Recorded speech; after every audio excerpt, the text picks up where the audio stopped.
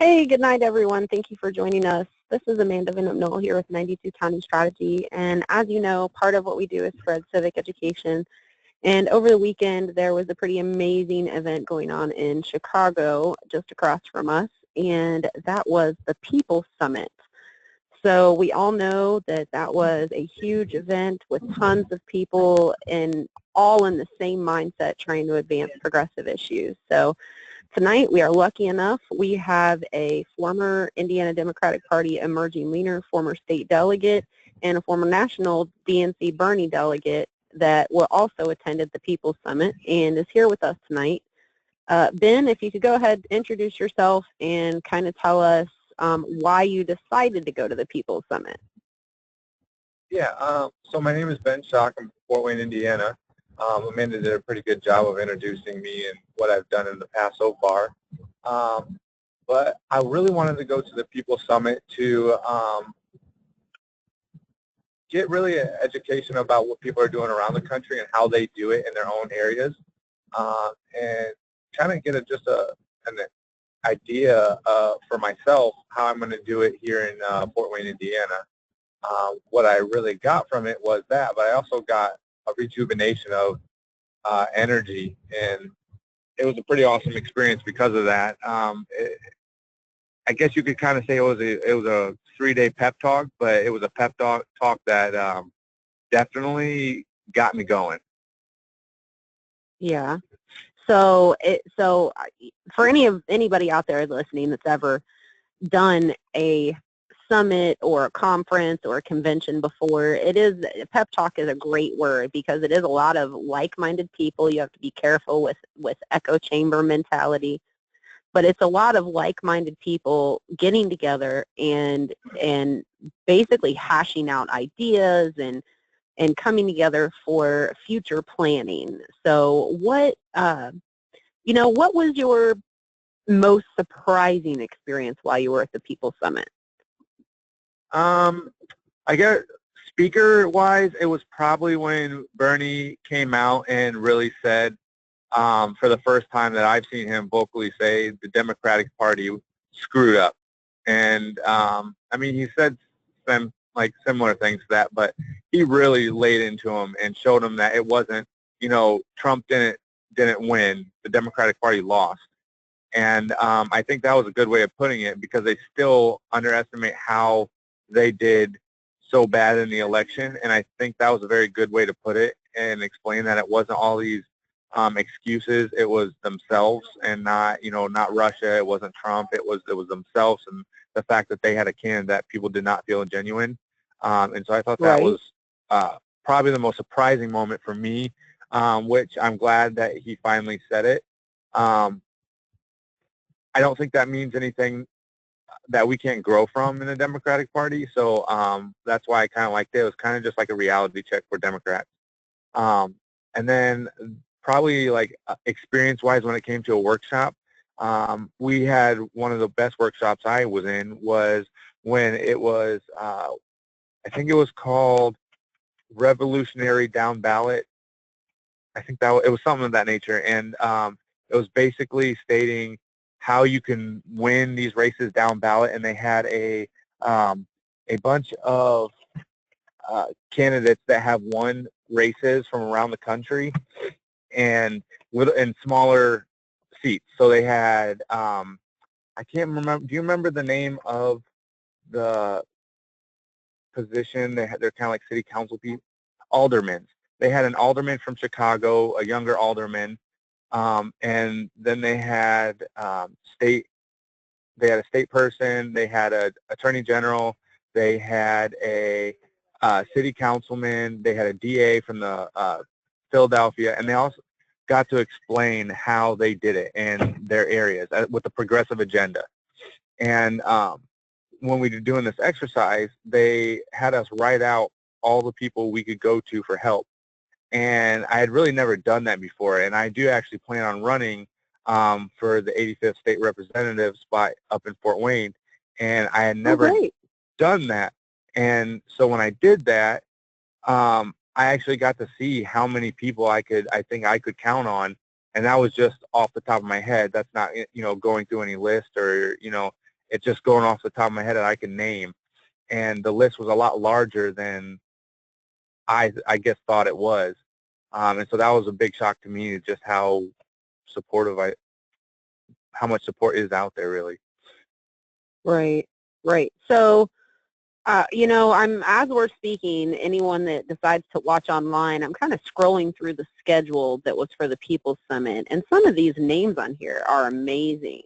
You've got people like Van Jones, you've got Bernie Sanders, and of course Miss Jane. You had, I heard Nina Turner was there. You got David Soriota, Amy Goodman, Danny Glover. I mean, this is a who's who of progressive voices in today's society.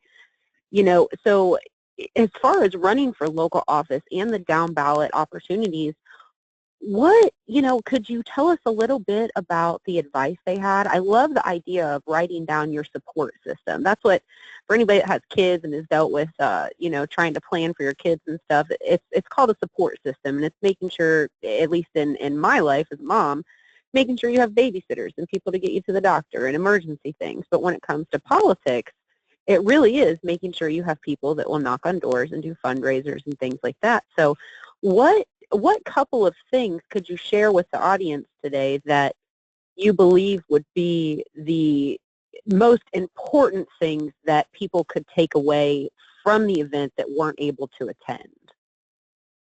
Well, one thing, I believe it was Linda, I think it's Sarsour, one of the Sarsour. Yes. She was one of the Women's March organizers. Yeah, she's wonderful. Yeah, she made a comment about people need to, if you're running as a progressive, don't ever veer off course from your progressive agenda. If someone says that that's too progressive to run in this area, don't fall away from that, because they might think it is, but we're running on a people's agenda, and the people will stay along with you. And that was reassuring to me as a progressive, that I intended on wholeheartedly running on an extremely progressive agenda and never wavering from it. But to hear someone else say that, and especially someone that has experience like that, it was really reassuring, and it was comforting to hear that. And it wasn't something that you hear people say, because in my neck of the woods in Indiana, everyone's like, you have to be moderate, you have to be moderate. And I keep on saying, this is me with, only 2 years of active experience in the Democratic Party. I keep on saying, no, you don't. But everyone that's been there for a while has been saying, yes, you do. You have to be a moderate. And so to hear someone in a national level say you don't have to be a moderate, it was awesome to hear. It was important to hear. And I'm really appreciative I heard it at that moment. Well, and I would have to agree with you. After reviewing the numbers from the last few cycles, Indiana had the lowest voter turnout in 2014. My county, I live in Dearborn County, which is all the way down by Ohio and Kentucky, and we had the lowest voter turnout in the state. So Right. I hear you. This idea that we can constantly just move in a singular direction, trying to gain support from one side of the fence or the other, it's just not going to work. We don't have the numbers to support that type of thinking any longer. And, Right. As well as I do, Bernie won the primary here. So it just makes sense to embrace that concept of what the people want. Yeah, and I think that's the most important part. It's not that we don't have the people, because I think we have the people. It's that it's not what the people wanted as being a moderate vote. People want progressive agendas. And so Right. that's what's so important. Is I think in Indiana we can gain the steam to remove people from the positions that they're in, but we're using a moderate message, and the people didn't get into their souls enough to get them out to vote, because the moderate message was the same old thing. And people want the progressive message, which will get them out of their seats to go vote. Right, and you're exactly right. It's why vote for more of the same? Yep. Basically, why keep doing more of the same? I can't think of who it was off the top of my head. I want to say Einstein, but the definition of insanity being repeating the same thing and expecting different results. And that's what we've seen all over the country for the last 20 years. Yep. So I'm really excited to hear this is really what they went over. So did you notice anybody that was maybe kind of shocked at the progressiveness of the event? Was there anyone that didn't agree with the viewpoint? No, actually. I mean, it was so compared to the national convention, I would say in a sense it was similar to that experience where it was very large scale, and it was about I guess democratic or progressive ideas. This was much more comforting because you knew everyone around you was there for the same reason, and there was no, if someone's this far over along the spectrum with me, you knew they all were. And so everyone there was extremely progressive. Some might even be more progressive than I even knew was possible. But I mean, it was awesome. I mean, I personally did not run into a single person that was like, oh my gosh, this is something I wasn't expecting. A lot of people I did hear say I didn't know what I was coming into, but I'm glad I did because this is what I needed. And so it was actually on the opposite end of that where people really were surprised at how progressive it was, and it was enlightening to them. That's really wonderful to hear. I mean, we cannot get enough good things about the movement out there. This idea of a progressive movement not being party-centered, but being centered on people and being centered on truly looking towards our future and protecting not just our country and our cities and our towns, but expanding that into the rest of the world and making sure that we're basically doing our fair share. And yep, 100%. This event, the People's Summit. Now, this is the second one, correct? There was one last summer. Yep. Okay, so, and was it also in Chicago? I can't remember. Yeah, I'm pretty sure they're always going to be in Chicago because it's very centralized. Yeah. Oh, yeah, it's a great location, and Chicago could definitely use the revenue that it brings for sure. Yep. So what did you have to do to be able to go to this? Was there a cost? Was there an application? If, say there's one next year and someone wants to be a part of it, how do you go about that? So originally, I believe it was invite only, and a lot of the organizations did it. Where Our Revolution, which I'm a part of, National sent out emails saying, "Hey, join the People's Summit," and then other various groups that were there, like the Sanders Institute, DSA, Democratic Socialists of America. Just various groups from around the countries would invite people, and then I think they opened it up to the general public. And so I think from the beginning you would have to probably be invited, but they do open it up to everybody after that, or at least they did this year. Oh, okay. So was there a cost? Yeah, there were. So they had different levels of tickets. I don't remember all the prices to them. But there was the most common were the $100 tickets and then the $45 tickets. The $45 tickets were for like low income or students, and then the $100 ticket I think was your standard ticket, and then they had I think a couple other ticket prices above that. And the cool thing though was that you could get waivers, and you could get student waivers, you could get whatever it may be, scholarships, and they would pay for you to go there, and they would even give you stipends, travel stipends, if you couldn't afford it. So you have to pay for it up front, but they would reimburse you later. And so my mom actually received a $100 stipend for travel, and we got one of the $45 tickets as well. So if anyone that had a issue with going, now I'm not sure how expensive those stipends how much they would actually cover, but I do know that they did offer $300 to one person. So I mean that's a plane ticket, and then they also did offer dorm rooms, so you had a place to stay, and you could get a plane ticket covered, and then they fed you breakfast, lunch, and dinner every single day. And it wasn't just Oh like, my goodness. it wasn't like scraps. They were full-blown meals, and you could grab whatever you wanted too. So you wouldn't go hungry. You had a place to stay, and if you needed it, they could get you a stipend to travel out there. So they made sure everyone that wanted to get there could get there. And then they made sure that they were 100%. taken care of once they were there. Yes, they This is definitely something did. we definitely have not experienced at any of the state conventions. This is phenomenal. I wish we could Yeah, get other organizations to repeat this. This is amazing. and if you go to the People Summit and you go to their website, I don't remember exactly where the link is on the page, but it will show you who all funded it, and they're all they're either workers groups.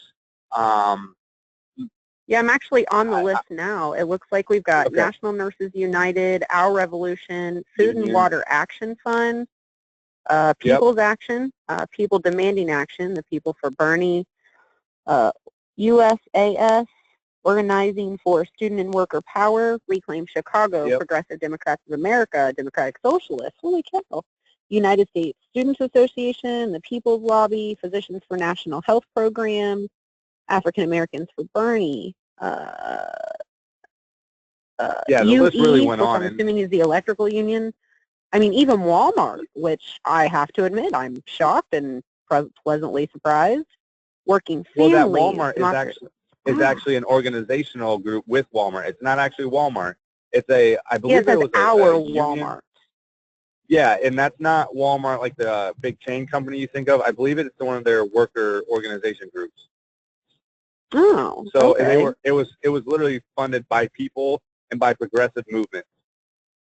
That's amazing. So anybody listening, if you heard any of those names I shouted off, make sure you send them a big old thank you for continuing the progressive and political revolution, because without them, this wouldn't have been possible. And I can't even imagine how many people were able to attend that any other time would not have been able to. So this is really fantastic. Man, Yeah, well, I don't want to keep you real long. I know you've been so busy. I would like to know who was the best speaker in your opinion? I think everyone and don't just there say would Bernie, probably because tell we you. love Bernie. No, I think everyone would tell you they're actually Nina Turner. Nina Turner oh, Miss Nina, destroyed the House. Did Yeah, she? I love her so much. She just, whenever she speaks, you just always get like motivated and energized to fight some establishment and kick some progressive values into gear. I mean, it was it was awesome. It was I mean, she spoke this morning actually, and she was in the crowd. It was we basically called it Church with Nina because she was just preaching to us today. That's awesome. That's awesome. I was lucky enough. I got to go to the Cleveland rally for Bernie in October, I want to say, of 2015, and Nina was the opening speaker. And I have felt just a deep love for that woman ever since I heard her speak. She is so honest and just right there in your face. And, she seems like the kind of person that would give you the shirt off of her back, and at the same time, she's willing to speak out and deal with any backlash that may come just to be honest and carry the movement forward. And I cannot sing her praises enough. Have you ever watched her on The Way with Anoa? I don't think I have. Yeah, there's a show out there, the Benjamin Dixon Show and the Progressive Army. One of their hosts is Anoa Changa, and she does The Way with Anoa. And she is amazing. I got interviewed by her a while back, but she does some of the most amazing interviews, and she's had Nina Turner on a few times. She actually caught up with her several times at the People's Summit. And I just can't speak highly enough of Nina Turner. I really can't. In my mind, she's Miss Nina to me, the same way it's Miss Jane. It's the same for me. So I think that's really great. She's gonna actually have a show going on it's realnews.com, and Nina's gonna have a show on there where she interviews people, and she has her own platform to speak on. And I think her first show starts today, or it will be on air today on realnews.com, and I think she is interviewing Bernie Sanders on that interview.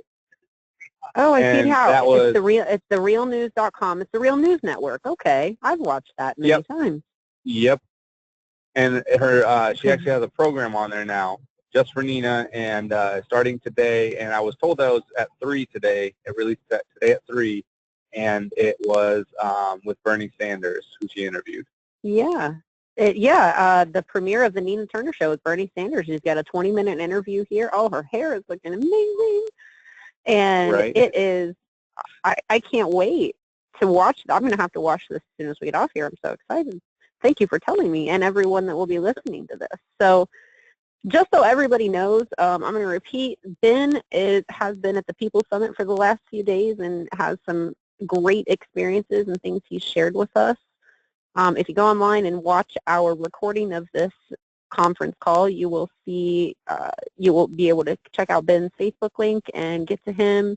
You can also see some information from the People's Summit, and I pulled up the Real News Network with Nina Turner Show, so you'll be able to see that and where that is as well. And Ben, I really want to thank you for taking the time to talk with me tonight. I know it has been a very busy week. As we saw on the schedule, you guys were scheduled from the time you woke up until the time you probably passed out. I couldn't imagine keeping up with that. Nobody can keep up with Bernie. What it is they schedule it based on Bernie time, and nobody can do that but Bernie. It's a struggle, but it's the least we can do, because that's what we're supposed to do. We're supposed to get the information, and for the people that couldn't get there, we got to give it back to them. So that's exactly what we got to do. Oh, that's so wonderful. All right, well, I'll be keeping an eye out for anything you post, and if you come up with any good information, if you get home and you think about something you'd like to talk about, let me know, and we'll do this again. All right. Well, hey, thank you, Amanda. Thanks, Ben. And again, Ben said he's going to be running for, what is it? State Rep 85. State Rep 85. Now, State Rep 85? No, that's, okay. Who's the current incumbent there? It is Dave Heine. Dave Heine. All right. He is if you're out former there, CEO. Oh, he's a former CEO of Do It Best Hardware. So he's got a lot of money. Okay. Oh, well, that means you need a lot of people knocking on doors. Anybody listening, Exactly. Sounds like Ben's your guy and you're up in 85. Catch up with him. He's going to need somebody to knock on doors and make phone calls. So you know how we work, progressive revolution and all.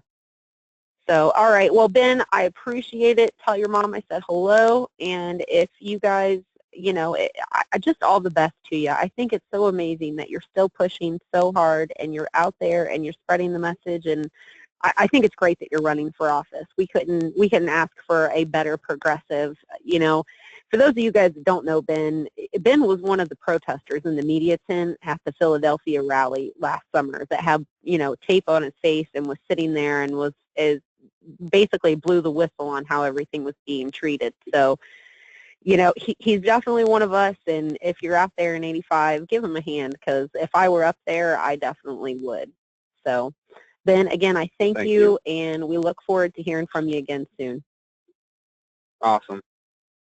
Thank you. You have a good day. You too. Bye. Bye-bye.